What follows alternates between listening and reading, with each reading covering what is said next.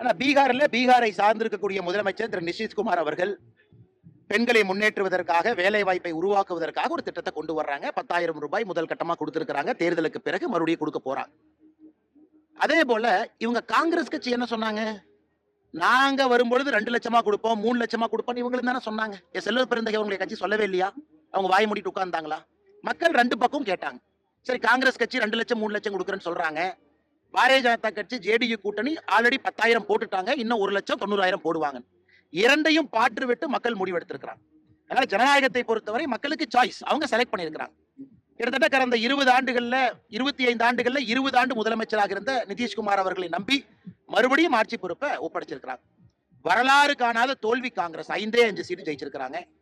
காங்கிரஸ் இது போல ஒரு தோல்வியை சந்தித்தது இல்ல. அதனால தமிழகத்தில் இருக்கக்கூடிய காங்கிரஸ் கட்சிக்கும் அந்த தோல்வி 2026 கிடைக்க இருக்குது.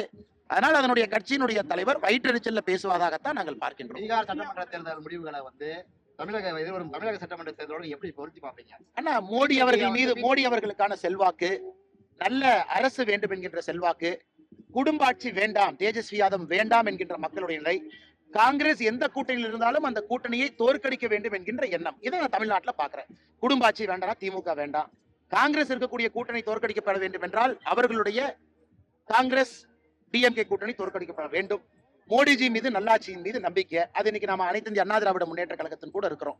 இதெல்லாம் பார்க்கும் பொழுது ஒரு வரலாறு காணாத வெற்றி தமிழகத்துல 2026 தேசிய ஜனநாயக கூட்டணி கிடைக்கும்.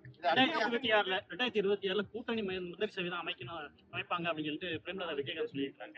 அக்கா சொல்லியிருக்காங்க. என் கட்சியின் சார்பா தலைவர் இருக்கிறாங்க, நயினார் அண்ணன் இருக்கிறாங்க, தலைவர்கள் இருக்கிறாங்க. இது சம்பந்தமா அவங்க பேசுவாங்க.